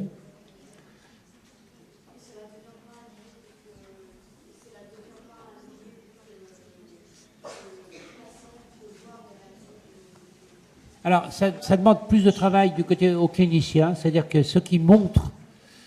Si Freud dit qu'il faut que les patients soient allongés et que l'analyste soit placé derrière, on va dire qu'il y a deux raisons. Il y a la première raison, c'est le confort du patient. Et la deuxième raison, c'est le confort du clinicien. Et Freud dit... Freud dit, hein, ça me fatigue d'être comme ça pendant 10 heures par jour en face de quelqu'un qui me regarde, et il faut que je contrôle mes gestes, mes positions pour essayer de rester le plus bienveillant et le plus neutre possible. Et il dit, de temps en temps, je ne suis pas bien content, et le patient le voit. Alors s'il le voit, il va régler ce qu'il dit sur ce qu'il voit de ma réaction, et donc ça va être une gêne. Ça, c'est Freud. Moi, je sais que après, il y a quand même plus d'un siècle qui dit tout ça. Depuis, on a aussi bien appris à pouvoir mesurer nos réactions dans la relation avec le patient. On peut jamais contrôler toutes les réactions. Ça n'existe pas. Notre inconscient, il s'exprime aussi beaucoup par notre corps. Hein. Vous croisez les jambes, vous reculez légèrement, vous affoncez, vous frottez le front. Oui, un petit geste comme ça. C'est pas délibéré, c'est pas volontaire, mais c'est une réaction quand même. Hein. Vous donnez une information à l'autre sur ce qui se passe en vous, oui.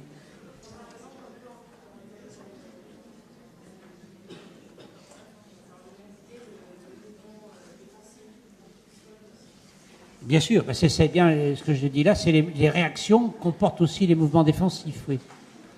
Alors, quand même, il n'empêche qu'il y a des inconvénients au face-à-face, mais parfois il y a tellement d'avantages, et parfois c'est la seule possibilité, parce qu'il y a des gens qui ne supportent absolument pas d'être allongés, donc c'est vite vu. Alors après, on s'est aussi aperçu que cette méthode du face-à-face, c'était pas non plus nécessairement. Par exemple, avec les adolescents, vous voulez travailler avec un adolescent de banlieue, un peu en grande difficulté, vous lui demandez de s'asseoir dans un fauteuil, c'est insupportable.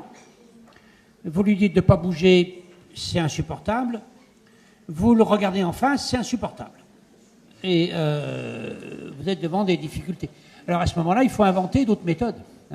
Donc il y a aussi tout un travail qu'on a beaucoup fait à Lyon pour ajuster le dispositif clinique d'aide à la personne en fonction des particularités de la personne. Par exemple, avec les adolescents de banlieue, on est arrivé finalement à l'idée que s'ils ne supportent pas l'immobilité parce qu'ils ne supportent pas de tenir en place, vous verrez ça quand vous travaillerez avec des enfants. Il y a des enfants, ils ne peuvent pas supporter d'être assis. Ils bougent dans tous les sens, ils grimpent sur les murs, etc.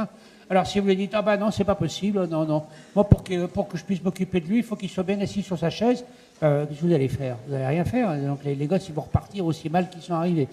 Donc il faut bien accepter aussi les gens comme ils sont, avec leurs difficultés et la manière dont s'expriment ces difficultés. Alors on a beaucoup travaillé à Lyon sur justement comment ajuster les dispositifs cliniques aux particularités du fonctionnement des gens. On n'est pas tous pareils, on n'a pas tous la même culture, on n'a pas tous la même histoire, on ne réagit pas tous de la même manière, et il n'est pas dit du tout qu'on ne fait pas un travail bien plus intéressant sans utiliser le divan, le fauteuil, la cure de psychanalyse, avec des gens qu'on reçoit en face à face. Alors avec les ados que j'avais commencé à évoquer, on a finalement trouvé qu'il y avait un certain nombre de caractéristiques. Si vous les faites venir dans un centre social, dans un centre de consultation, assez souvent, dans les banlieues, c'est comme ça que ça se passe, 3 semaines plus tard, le centre de consultation est cassé.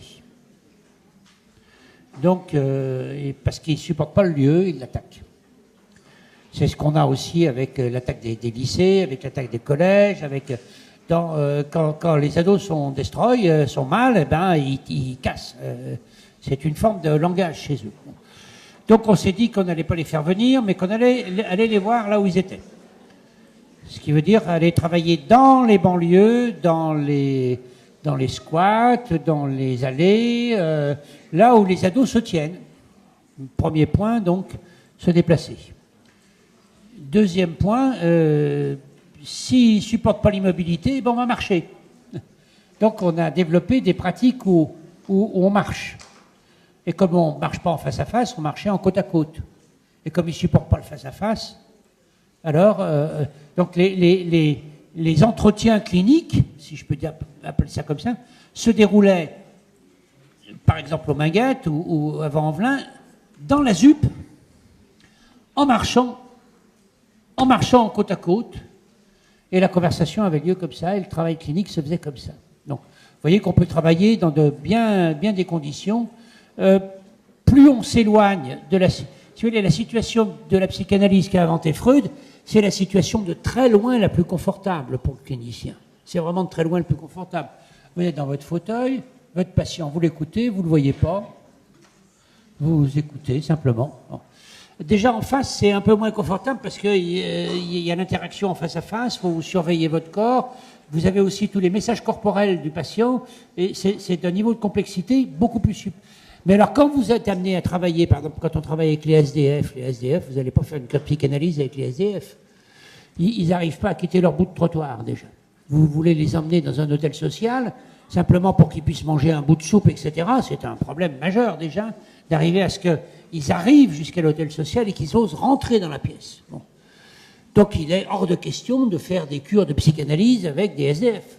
Alors, est-ce que ça veut dire que, puisqu'on ne peut pas faire de psychanalyse, on les laisse sur leur bout de trottoir et puis on ne s'occupe pas d'eux, ou est-ce qu'on essaye d'inventer autre chose, mais toujours avec le même esprit clinique. Donc on a inventé des dispositifs d'apprivoisement du contact avec les SDF. Donc ça veut dire qu'il y a quelqu'un qui passe tous les jours, qui va les rencontrer, qui va d'abord leur dire bonjour. Ça dure au début, ça dure 1 minute 30. Bonjour monsieur, voilà. Vous leur dites pas bonjour en étant debout alors qu'ils sont couchés par terre. Vous descendez à même niveau. Vous êtes bugne à bugne, à même niveau de visage. C'est aussi très très important. Hein. Je vous conseille au passage, dans les relations avec les enfants, sauf si vous voulez faire de l'autoritarisme. Si vous voulez faire de l'autoritarisme, vous prenez des échasses, vous achetez des talons, puis vous faites très très grand et vous parlez avec une grosse voix comme ça. Mais si vous voulez la communication avec un enfant, vous vous mettez au même niveau que son visage et vous parlez à même niveau de visage. Et vous allez voir que ça change beaucoup de choses. Hubert Montagnier, qui est un éthologue qui a fait beaucoup d'études, a remarqué que les enfants qui avaient le plus confiance en eux, c'était les enfants de 7-8 écoles primaires, c'était les enfants dont les parents passaient des moments à même niveau de visage. Et donc, si vous voulez avoir des enfants un peu confiants, donnez-leur des relations qui sont le plus, on ne va pas dire égalitaires, mais le plus à même niveau. Et effectivement, si vous voulez faire l'autoritarisme, alors là, les dieux étaient dans le ciel, étaient sur l'Olympe, c'est toujours des gens qui vous regardent de haut, c'est toujours dans le ciel, ça vous tombe toujours dessus de haut, et c'est l'expérience d'un petit qui a un très grand, immense, qui lui parle avec une grosse voix, avec une voix forte, etc. Et je crois qu'on imagine très très mal la terreur des enfants face à des adultes en colère, par exemple. Et c'est l'éducation dans la terreur, je ne suis pas sûr que ce soit la meilleure. Enfin bref. Donc, même chose avec les SDF, au même niveau qu'eux, ils sont déjà dans une immense précarité. Si vous leur parlez de haut, vous ne faites qu'en rajouter. Et puis, donc on passe le premier jour 1 minute et demie, pendant une semaine 1 minute et demie, bonjour monsieur, etc. Au bout de 15 jours, vous repassez, vous dites, bon, il fait pas chaud aujourd'hui, hein, il fait frisquet, vous n'avez pas un peu froid, vous? Bon, mais toujours à même niveau, bonjour, et puis pas longtemps, parce que si vous avez une interaction qui dure trop longtemps, le jour d'après, vous passez, il n'y a plus personne. Surtout s'ils ont repéré que vous alliez passer tous les jours. Donc c'est vraiment un apprivoisement. Vous connaissez Le Petit Prince ? Vous vous souvenez du renard et du Petit Prince? Le renard, le Petit Prince dit apprivoise-moi, et le renard, le renard dit apprivoise-moi. Et le Petit Prince il dit mais comment on fait? Et le renard lui explique. La première fois, le premier jour, tu te mets à 50 mètres, enfin ou à 15 mètres, mettons, allez. Et puis tu te rapproches progressivement. Il faut se rapprocher progressivement parce que c'est des gens qui sont terrorisés par le contact social. S'ils n'étaient pas terrorisés par le contact social, ils ne seraient pas SDF, ils ne seraient pas dans la rue. Les gens ne sont pas dans la rue simplement parce qu'ils n'ont plus de fric. C'est-à-dire ça, on va laisser ça aux politicards malvenus. C'est la réalité qu'on constate sans arrêt quand on travaille avec eux, c'est que c'est infiniment plus compliqué que ça. Ça ne veut pas dire qu'il n'y a pas aussi des problèmes financiers, mais ça veut dire que si on résume, d'ailleurs ce qui s'est fait beaucoup, c'est que il y a eu toute une série de travaux qui ont été mis en place, en particulier par l'ORSPER à Lyon. L'ORSPER, c'est l'Observatoire de la précarité, pour dire les choses rapides, où on a eu des programmes de réinsertion. Donc vous aviez des logements, vous allez prendre des SDF, vous leur disiez, vous avez un logement. Et puis au bout de 15 jours dans le logement, au bout de 3 semaines, le logement était devenu un bout de trottoir, insalubre, etc. Et puis très souvent ils tombaient malades, et puis très souvent on s'apercevait. Enfin, on peut pas. C'est du raisonnement un peu bébête, si vous voulez. Ils sont dans la rue, on va les mettre quelque part. C'est très bien de les mettre quelque part. Et sûrement ils seront mieux que dans la rue, et puis dans la rue ils peuvent mourir. Mais si on imagine que traiter le problème de la déshérence sociale simplement avec un peu de subsides et un toit, alors là on est en plein leurre, et les travailleurs sociaux qui sont plongés dans ces problèmes-là le disent tout le temps, ils disent mais c'est pas comme ça qu'on traite le problème, il faut traiter aussi la source du problème. Quand vous traitez simplement le problème de l'hébergement, Je dis encore une fois, ça ne veut pas dire qu'il ne faut pas le traiter aussi. Mais si vous pensez que c'est en traitant le problème de l'hébergement et le problème de quelques subsides sociaux, financiers, que vous allez traiter le problème, on se leurre totalement. Là, on traite le symptôme manifeste. On ne traite pas le fond du problème. Le fond du problème, il est du côté d'un réapprivoisement de toute la relation sociale avec l'autre. Donc, voilà, des exemples aussi de situations qu'on va mettre sur place. Et ça ne veut pas dire que l'attitude clinique va changer. Ça ne veut pas dire qu'on va se mettre à juger. On va tout le temps continuer de suspendre les jugements quand on est en position clinique. Mais on va continuer d'écouter les gens pour essayer de comprendre ce qui s'est passé. Comment ils en sont là? Qu'est-ce qu'ils ont vécu? Qu'est-ce qu'ils ont traversé pour en être là? Et c'est à partir de ça que petit à petit, quelque chose de réapprivoisement de la relation avec l'autre va être possible. Alors une fois que le réapprivoisement de la relation avec l'autre est possible, il y a encore tout un trajet avant qu'il puisse effectivement, dans les bons cas, arriver à trouver une organisation. Et souvent on passe par passer du bout de trottoir à une petite cabane sous un pont, ou des grottes sous la Croix-Rousse. Vous savez qu'il y a des maisons troglodytes à la Croix-Rousse. Il y a des gens qui vivent dans les maisons troglodytes, dans les maisons... C'est des cavernes, en fait. Hein, ils ont aménagé des bouts de cavernes. C'est mieux que dans la rue, mais c'est quand même des trous dans la montagne. Il n'y a pas l'eau courante, il n'y a pas de chauffage central, il n'y a pas de WC, il y a un trou dans la montagne et il y a des gens qui vivent là-dedans. Ça aussi, c'est des sacrées questions de clinique sur lesquelles on s'est posé. Comment est-ce qu'on rentre dans une caverne de quelqu'un qui s'est réfugié là parce qu'il est en train de fuir la société? Comment, alors qu'on pense qu'il est mal en point, qu'il souffre, qu'il est mal, comment on fait? En sachant qu'on risque de lui proposer un contact qui est encore plus terrible pour lui, parce qu'il est très menaçant et parce que c'est le petit espace qu'il a créé en retrait, en protection des autres, si on commence à pénétrer ces espaces-là, vous voyez. Bon. Voilà, donc c'est ajustement de tous les dispositifs ensuite aux situations cliniques concrètes. Et avec ça, on continue de faire de la recherche en clinique sur ce qui se passe dans l'histoire, comment on devient SDF, comment on devient autiste, comment on devient psychotique, et pas simplement comment on devient, mais aussi comment est-ce qu'on peut en sortir, comment est-ce qu'on peut les aider à en sortir. C'est un travail difficile, mais c'est un travail passionnant. Mais ce que je vous ai dit tout à l'heure aussi, et ça c'est très important, et j'aimerais que vous le reteniez, c'est que toutes les méthodes cliniques sont fondées sur cette hypothèse de l'associativité. Vous allez étudier dans les MET, je crois que c'est dans les MET en L3, vous allez étudier par exemple le Rorschach. Le Rorschach, c'est une forme d'associativité. Vous montrez une planche à quelqu'un et vous lui dites d'une certaine manière, dites tout ce qui vous vient à l'esprit à propos de cette planche. C'est pas dites tout ce qui vous vient à l'esprit comme ça, c'est dites tout ce qui vous vient à l'esprit à propos de cette planche. Mais tous les tests projectifs en particulier sont des tests qui utilisent ce qu'on appelle, ce que j'ai appelé l'associativité focale. C'est-à-dire qu'on associe librement, le plus librement possible, mais pas dans toutes les directions, dans une direction donnée. Si vous travaillez avec les enfants, par exemple, avec les enfants, très souvent, on va utiliser le dessin. On va utiliser la pâte à modeler. On va utiliser le jeu, mettons, le jeu libre avec les enfants.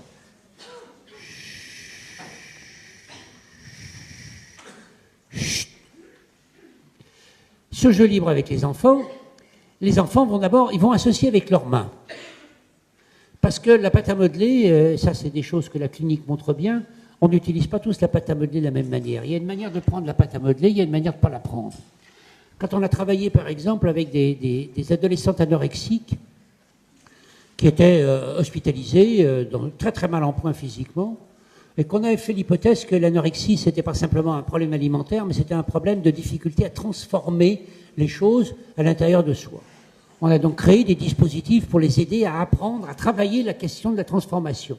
La question de la transformation, c'est quelque chose qui se travaille dans l'enfance, par exemple à partir de la pâte à modeler. La pâte à modeler, c'est un objet que vous transformez sans arrêt. Vous prenez un bout de pâte à modeler, vous fabriquez une girafe, vous défaites le bout de pâte à modeler, vous fabriquez, je ne sais pas, un camion, enfin, vous fabriquez ce que vous voulez avec la pâte à modeler. C'est un objet extraordinaire pour la transformation. Donc on s'est dit que c'était peut-être utile. Alors on a apporté des bouts de pâte à modeler qu'on utilise avec les gamins et on a essayé de les mettre avec les jeunes adolescentes anorexiques entre la vie et la mort. Et on s'est aperçu que les adolescentes anorexiques ne pouvaient pas arriver les mains. On avait utilisé ce que j'appellerais la pâte à modeler. Ça va, vous m'entendez? La pâte à modeler Carrefour. La pâte à modeler Carrefour, vous voyez ce que c'est? C'est des petits bâtons avec un jaune approximatif, un rouge approximatif, un vert approximatif. Au bout de 5 minutes que vous les avez utilisés, ça devient tout d'une espèce de marronasserie, et ça ressemble à de la merde au bout d'un bout de temps. Et les anorexiques ne pouvaient absolument pas toucher ça. Alors après, on a essayé de voir un peu plus moderne. Alors le plus moderne, après, c'est les pâtes un peu fluo. Vous savez, on est passé des pâtes ternaces aux pâtes fluo. Les pâtes fluo, simplement, au niveau de leur particularité, c'est qu'elles sont un peu collantes. Elles sont un peu gluantes. Et c'est un problème, l'emprise. L'emprise, donc, vous collez votre main sur la pâte et la pâte vous colle un peu à la main. Et il y avait quelque chose qui arrêtait. Donc on a travaillé jusqu'à ce qu'on trouve une pâte formidable, qui est la pâte plume, que je vous conseille pour tous vos travaux en psychologie. La bonne pâte à modeler de professionnels de la psychologie, c'est la pâte plume. Alors vous trouvez ça dans quelques magasins en Lyon, qui sont les magasins qui essayent d'avoir des jouets ou des objets un peu intéressants pour les enfants, donc l'homme de bois, des trucs comme ça. Et la pâte plume, c'est une pâte qui est pas complètement blanche, qui est un peu grisâtre. Il y en a de différentes couleurs, mais je vous conseille les pâtes un peu claires.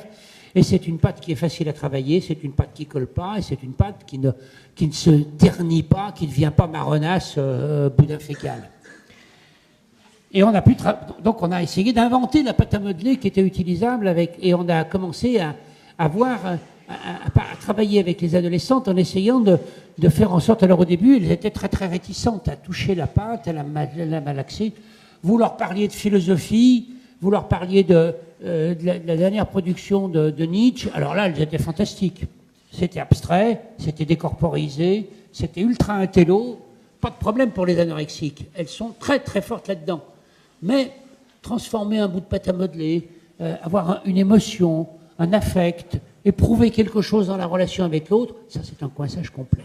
Le coinçage des anorexiques, c'est pas du tout à un niveau cognitif, ce sont généralement des filles très intelligentes, mais par contre complètement refroidies, gelées, complètement inhibées sur un plan de la relation affective. Alors la relation sexuelle encore plus pour les adolescentes, ça pose problème bien sûr. Donc, et on s'est aperçu à ce moment-là que la manière dont elle s'emparait de la pâte à modeler, la manière dont elle acceptait de la travailler, ce qu'elle fabriquait, les premiers éléments, que tout ça avait une très grande importance au sein de la relation. Et on a commencé à dire qu'on n'associait pas simplement qu'avec les mots. On associe aussi avec les mains. On associe aussi avec les gestes. On associe aussi avec les postures.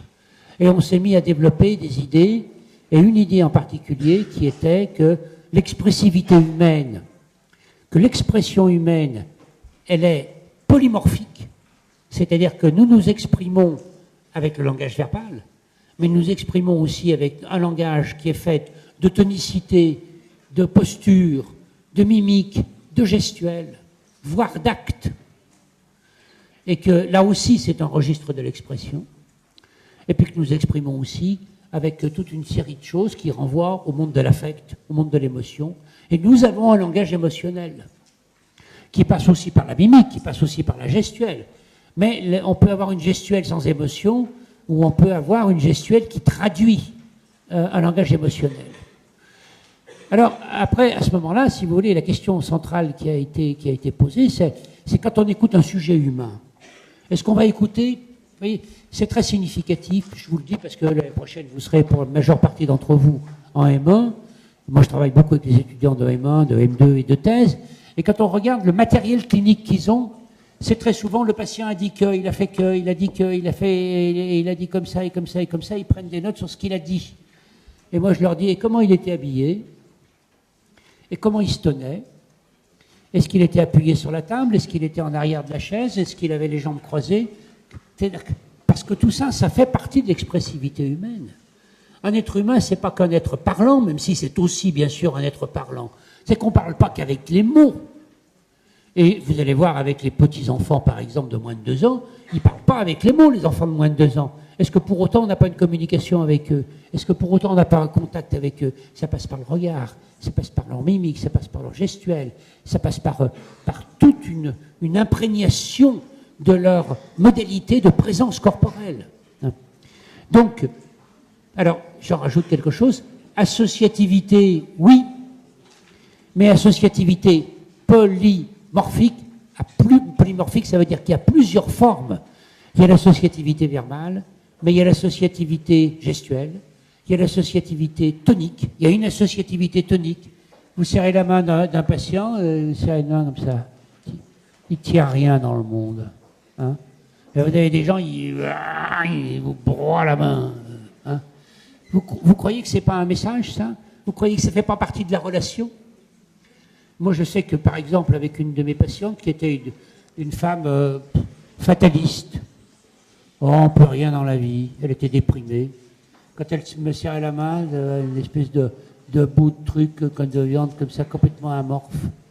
J'ai suivi son évolution à la récupération de la tonicité. Et tant qu'elle n'a pas eu une main où elle me serrait la main, j'ai considéré qu'elle était en difficulté pour prendre sa vie en main. Parce que peut-être bien que la poignée de main, ça traduit quelque chose de la manière dont on s'empare du monde, ou de la manière dont on ne s'empare pas du monde, dont on reste en quelque sorte complètement passif par rapport aux événements. Hein. Donc la tonicité, et puis la tonicité, la manière de porter un corps, ces ados nonchalants qui ne savent pas quoi faire de leur vie, qui ne sont pas encore vectorisés, ils sont tous comme ça, avec le pantalon qui descend un peu, là, tout descend. Alors, attendez, il y a des baguilles qui sont toniques, hein, faites-moi pas dire, je ne dis pas tous les adolescents, mais ça fait aussi partie de ce que, le look, si vous voulez, ça fait aussi partie de ce qu'on exprime. Alors, il y a des looks choisis, il y a des looks travaillés, il y a des looks qui sont des looks hautement signifiants. Un look gothique, ça signifie toute une série de choses, hein, bien évidemment. Bon, vous avez après des looks qui sont plus personnalisés. Puis vous avez le look standard. Alors, le look standard, excusez-moi, mais je ne regarde pas. C'est jean plutôt bleu et pull noir. Et vous regardez, 70% de la... 60%, c'est pull noir. Bon, ça, on risque rien. Hein. Voilà. Mais bon, puis alors après, on a une petite touche. Mais ça dit quelque chose. Ce look-là, il dit quelque chose. Et l'originalité du look dit quelque chose aussi. J'aurais pas dû vous dire ça, peut-être. Hein. Bon, non, mais on a droit à une petite touche de couleur. Ce que j'essaie de vous dire et que j'aimerais que vous entendiez bien, c'est que la méthode clinique, elle se fonde sur l'associativité. L'associativité, c'est bien sûr fondamentalement l'associativité verbale, mais ça n'est pas que l'associativité verbale. C'est aussi toutes ces formes d'expression humaine. Et il y a des tas de cliniques, où on est obligé, où l'essentiel de l'associativité, c'est une associativité qui va reposer sur les registres de l'expressivité corporelle. Ce qui fait qu'actuellement, on est en train de développer des méthodes où on utilise la danse, où on utilise, y compris avec des enfants autistes, y compris avec des adolescents, y compris avec des enfants violents, et on utilise l'expressivité corporelle de la danse, on utilise le théâtre, on utilise toutes ces techniques qui sont des techniques qui vont travailler l'expressivité corporelle des sujets pour leur permettre de mieux dire encore avec leur corps, de mieux dire effectivement quelque chose de ce qui les travaille à l'intérieur d'eux. Et on peut faire de la clinique à partir de tout ça aussi. La clinique, c'est pas réservé à une espèce d'écoute simplement abstraite. Merci. Une écoute abstraite des langages, des signifiants verbaux.